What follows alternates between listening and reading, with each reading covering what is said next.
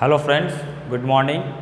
Today we are going to discuss on a very important point, email writing that will be asked in numbers of 5 marks.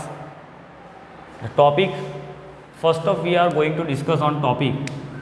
પહેલાં તો આપણે email writing સમજવા માટે સૌથી પહેલાં એની જે હેડિંગ જેનું મથાળું જે કહેવામાં જેના પરથી આપણે ઈમેલ બનાવવાનું છે તો તેના વિશે આપણે સૌથી પહેલાં ચર્ચા કરવાની છે. તો જુઓ શું આપવામાં આવ્યું છે. Sanjay Pandya has received a pair shoes from Flipkart.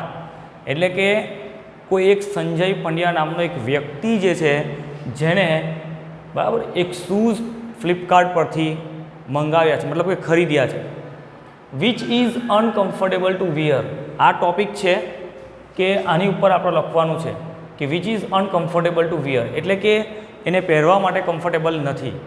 બરાબર છે. So write an email for replacement.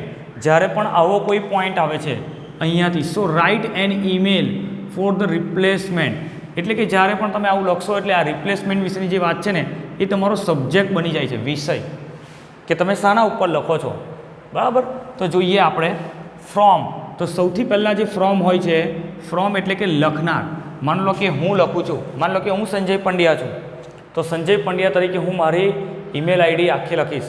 એમાં પહેલો અક્ષર કોઈએ પણ કેપિટલ કરવા નથી, વચ્ચે વધુ પડતો સ્પેસ પણ નથી હોવા જોઈએ, એક સાથે સીધું સીધું લખાણ લખાવવું જોઈએ. તો જુઓ સંજય પંડ્યા 32@gmail.com. તો આ રીતે લખવાનું છે. પછી સંજય લખો, પછી પાછો સ્પેસ આપીને પંડ્યા લખો, 32 લખો. એવી રીતે આપણે ઈમેલ આઈડી બનાવતા નથી. તો એટલે કે આપણે એ કહેવા માંગીએ છીએ કે ફ્રેન્ડ્સ આપણે એવું કોઈ કરવાનું નથી. તો ડોન્ટ ડુ ધીસ. જે તમને હાલમાં સૂચના આપવામાં આવી છે કે આ રીતે લખવાનું. ટુ એટલે કે જેને આપણે મોકલવાનું છે. હવે મેં માની લો કે હું સંજય પંડ્યા છું અને મેં ઈમેલ લખ્યો છે ને સામે મારે કોને મોકલવાનું છે તે. તો ટુ એટલે કે જે સામે મોકલવાનું હોય તેને લખવાનું હોય. તો અહીંયા આવી રીતે એને ફ્લિપકાર્ટથી શૂઝ મંગાવ્યા છે તો એડમિન તરીકે લખવાનું. શું લખવાનું? એડમિન તરીકે. તો admin@flipkart.com. તો આટલું લખ્યું. ફ્રોમ એટલે જે લખનાર છે તે, ટુ એટલે કે જેને મોકલવાનું છે તે, અને સબ્જેક્ટ મેં વાત કરી કે so write an email for the. શાના માટે લખો છો કે replacement of that pair of shoes. તો આપણે લખવાનું છે આ રીતે. તો આટલું લખીએ ને એટલે આપણો 1.5 માર્ક્સ આવી જાય છે પરીક્ષામાં. યાદ રાખજો, 1.5 માર્ક્સ આવી જાય. આપણો ઈમેલ કેટલા માર્ક્સનો પૂછાશે? 5 માર્ક. હવે જુઓ નીચે આપણે કોઈને પણ સંબોધન કરવાનું. સંબોધન તો ડિયર સર, અત્યારે હાલમાં ડિયર સર ચાલી રહ્યું છે. અધરવાઇઝ તો respected is a most suitable word. તમે રિસ્પેક્ટેડ જ લખવાનું. બરાબર છે. તો રિસ્પેક્ટેડ સર પછી અલ્પવિરામ થવું જોઈએ અને નીચેથી લખવાનું છે. હવે આપણો ટોપિક શું છે તે કે ભાઈ શૂઝ અનકમ્ફર્ટેબલ છે પહેરવા માટે. તો આપણે કોઈને ફ્લિપકાર્ટ પરથી મંગાવ્યા છે. હવે તમને ઈમેલ કોઈ બી રીતે પૂછાઈ શકે. માની લો કે તમે ટીવી મંગાવી છે, મોબાઈલ મંગાવ્યો છે, બૂટ મંગાવ્યા છે. તો આવી કોઈ પણ મટીરિયલ વસ્તુ તમે કોઈ ઓનલાઈન થકી મંગાવો છો, એવો જો ઈમેલ તમને પૂછાય તો તમારે કશું વધારે ચેન્જ કરવાની જરૂર નથી. માત્ર અમુક જગ્યાએ ચેન્જ કરવાનું. જેમ કે આ મેં લખ્યું છે આટલું, એ બોડી પાર્ટ છે. બોડી પાર્ટ આ સૌથી અગત્યનું હોય છે. આખો ઈમેલ જ અગત્યનો હોય છે, પણ આની અંદર તમે જે ટોપિક છે તેની ઉપર ડિસ્કશન કરવાના છો. એટલે તમારે આટલી વસ્તુ બહુ સાવચેતીપૂર્વક લખવાની છે. તો આપણે મેક્સિમમ 1, 2, 3 અને 4 આવી રીતે વ્યવસ્થિત પાર્ટ્સ વાઇઝ પાડવાના છે. તો આપણને 5માંથી 5 માર્ક્સ મળે. બરાબર છે. તો કેવી રીતે લખવાનું છે?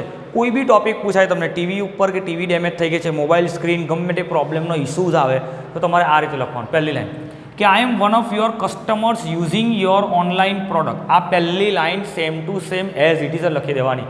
બરાબર. કે I am one of your customers using your online product. કે ઓનલાઈન પ્રોડક્ટથી તમારો જે હું ગ્રાહક છું, ઘણા બધા ગ્રાહકમાંનો એક ગ્રાહક છું જે ઓનલાઈન પ્રોડક્ટનો ઉપયોગ કરું છું.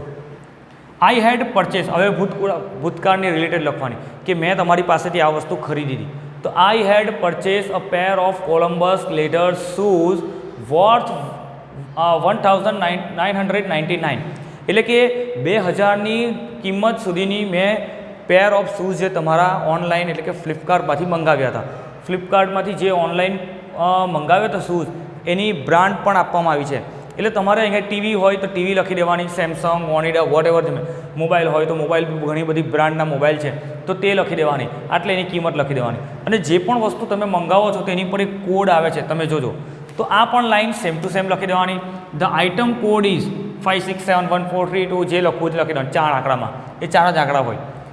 નાવ આઈ ફાઉન્ડ, હવે તમારો મેઇન ટોપિક શરૂ થાય છે. હવે તમે આ ભાઈએ જે સંજય પંડ્યા નામનો વ્યક્તિ છે એને જે શૂઝ મંગાવ્યા તેમાં શું પ્રોબ્લેમ છે તે જોવાનું. તો જુઓ, now I found the shoes are in a damage on sole. Sole એટલે ઉપરથી કટ થઈ ગયો છે, થોડોક ભાગ એ થઈ ગયો છે. એન્ડ અનકમ્ફર્ટેબલ ટુ વેર, આપણો ટોપિક હા છે કે એને શું જોયું, તો કે એને જોયું કે જ્યારે એને બૂટ જોયા તો ઉપર કટ થઈ ગયું, મતલબ કે ડેમેજ આવી ગયો. ઓકે, હવે એને પહેરવા માટે પણ અનકમ્ફર્ટેબલ છે. It is not comfortable in size, એનો મતલબ તે સાઇઝમાં પણ યોગ્ય નથી. ધ ફૂટ ઇઝ એક એટલે દુખાવો થવો. વાઇલ વિયરિંગ, કે જ્યારે પહેરે છે ત્યારે શું થાય છે, એને દુખાવો થાય છે. હવે આ લાઈન તમારે યાદ રાખવાની. આટલી 2-3 લાઈન જે હું તમને બતાવવા માગું છું એ તમારી જાતે તમારે પ્રેઝન્ટ કરવાની છે. કઈ લાઈન? અહીં સુધીનું.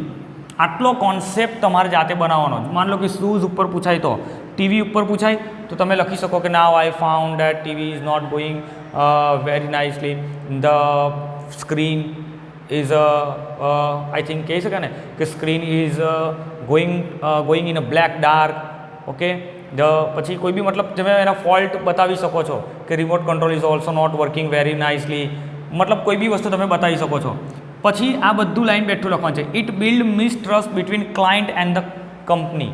કોઈ બી વસ્તુ તમે જ્યારે વિશ્વાસની, આ ફ્લિપકાર્ટથી આ ભાઈએ વસ્તુ મંગાવી છે તો ફ્લિપકાર્ટથી વસ્તુ સારી નથી આવી તો એ મિસટ્રસ્ટ ઊભો થાય છે કે ભાઈ ગ્રાહક અને કંપની વચ્ચે. This is my first experience of complaint found in Columbus shoes. એટલે કે જે પણ એને આ કંપનીમાંથી જે બૂટ મંગાવ્યા છે ને એમાં એનો પહેલો અનુભવ થયો છે. આ લાઈનને તમે ઉપર પણ લખી શકો, બરાબર. આ લાઈનનો બહુ ઇસ્યુઝ નથી, પણ તમારે આટલું સુધીનું બેઠું આટલું બનાવવું પડે જાતે, પછી પાછું આ બેઠું જાતે બેઠું મૂકી દેવાનું છે. આથી લઈને શરૂઆત તમે કરો તો અહીં સુધી કોઈ ચેન્જ કરવા નથી.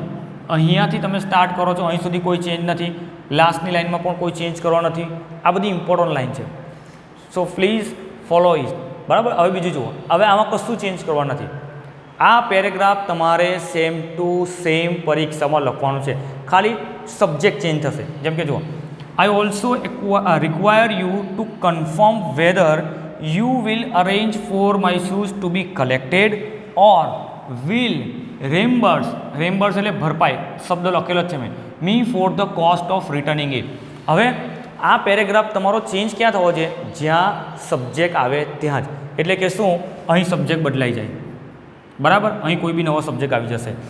પછી આ બધું પાછું બેઠું બેઠું, એટલે કે પોતે શું ઈચ્છે છે કે કાં તો તમે મને શૂઝ મારા લઈ જાઓ ટુ બી કલેક્ટેડ, અથવા તો જે શૂઝ મેં લીધા છે એની ભરપાઈ મને પાછી કરી આપો. એટલે કહેવાનો કોન્સેપ્ટ અહીં થઈ. એટલે આ તમારે યાદ રાખવાનું કે આઈ ઓલ્સો એક્વાયર અથવા require you to confirm whether, કાં તો વેધરનો મતલબ શું થાય છે? કાં તો તમે મારા માટે બીજા શૂઝનું અરેન્જ કરો, અથવા ઓર એટલે અથવા વિલ રેમ્બર્સ, અથવા તો એ જે શૂઝ મેં લીધા છે એની ભરપાઈ મને કરી આપો. ઓકે, તો આ કોન્સેપ્ટ તમારો બેઠો લખવાનો. આ લખો એટલે આમાં પણ તમારો 1 માર્ક્સ આવી જાય. પછી આટલા બધાનો 1 માર્ક્સ છે. જુઓ, હવે કાઇન્ડલી એટલે વન કાઇન્ડ ઓફ રિક્વેસ્ટ કરે છે. શું કરે છે? રિક્વેસ્ટ. મિત્રો આ રીતે લખશો તો જ તમારા માર્ક્સ આવે. તપાસનારને ખબર પડી જાય કે તમે શું કોન્સેપ્ટ લખો છો. કાઇન્ડલી લખેલું હોય એને સમજ પડી જાય. આ રેમ્બર્સ લખ્યું હોય, વેરી નાઇસ, તમારા શબ્દોનું વેઇટેજ રહે, બરાબર છે. તો kindly make a necessary arrangement for the replacing the shoes as early as possible. As early as possible એટલે કે જેટલું જલ્દી શક્ય બને તેટલું મારા માટે કોઈ અરેન્જમેન્ટ કરી આપો, રિપ્લેસમેન્ટ કરી આપો શૂઝને. ઓકે, તો આ જે પેરેગ્રાફ છે એમાં કોઈ ચેન્જ કરવાની. ખાલી શું ચેન્જ થાય છોકરાઓ? આ શૂઝ. આની જગ્યાએ તમે ટીવી આવી શકે, બરાબર, વોચ આવી શકે, મોબાઈલ આવી શકે. તો આ નાના નાના ચેન્જીસ જે છે એ જ થશે. બાકી same to same pattern follow કરવાની. ટૂંકમાં હું તમને જે સમજાવવા માગું છું, તમને જ્યારે પણ આવો ઈમેલ પૂછાઈ શકે ને જો આવો ઈમેલ પરીક્ષામાં આવી જાય તો આપણે જે કીધું છે ઉપલા પેરેગ્રાફ આટલે સુધી બેઠું લખવાનું, અહીંથી આટલું બેઠું લખવાનું, આટલું જ તમારે ચેન્જ કરવાનું છે. પછી અહીંથી આટલે સુધીનું same as it is, no change. બરાબર. પછી થેન્કિંગ યુ, આઈ લુક, અહીંયા આઈ એમ પણ લખી શકો. જો આઈ એમ લખો તો આઈએનજી લાગશે. આઈ એમ લુકિંગ ફોરવર્ડ થાય, પણ તમે લખો છો સાદા વર્તમાનકાળમાં. જો આઈ એમ લુકિંગ ફોરવર્ડ લખો તો એ ચાલુ વર્તમાનકાળ થાય. તો I look forward to hearing from you. જો તમે એવું લખશો કે I am looking forward to hear from you, હું તમારી પાસેથી ઝડપથી શું એક પ્રકારે કે એક રિપ્લાય માગું છું, તમારા તરફથી કોઈ મને મેસેજ તાત્કાલિક મળે. યોર્સ ફેથફુલી, અને લાસ્ટમાં તમારે લખવાનું રહેશે કે આ જે વ્યક્તિનું નામ છે જે આપણે ઉપર ડિસ્કશન કર્યું. ઓકે. તો આ રીતે તમારે ઈમેલ રાઇટિંગને સમજવાનું. કોઈ પણ દિવસ આ ઈમેલ માત્ર ને માત્ર તમને પરીક્ષાલક્ષી નથી, આ પ્રેક્ટિકલી પણ તમને કામ લાગશે. ક્યારે કામ લાગશે? કે જ્યારે તમે કોઈ જગ્યાએ કોઈને લખતા હશો, આવી રીતે કોઈ વસ્તુ મંગાવી હશે, એ વસ્તુ તમને યોગ્ય ન લાગે કે ભાઈ મને આ વસ્તુ જે મને મળી છે ઓનલાઈન એ બરાબર નથી, તો તમે સામે ઈમેલ લખો છો કંપનીને, તો તમે આ બધા શબ્દ યુઝ કરી શકો છો. સો આ બહુ અગત્યનો ઈમેલ છે પરીક્ષા માટે, પ્લસ પરીક્ષાની બહારની બાબતોમાં પણ. કંપનીમાં કામ કરવા જશો, કોઈ પ્રોડક્ટ વસ્તુ ખરાબ આવશે તો તમે આ રીતે લખી શકો. ઓકે. તો એને યાદ રાખો, મગજમાં ઉતારી દો અને લખીને પ્રેક્ટિસ કરો. Okay. Good bye all of મિત્રો, આ તમે ધ્યાનમાં લેજો.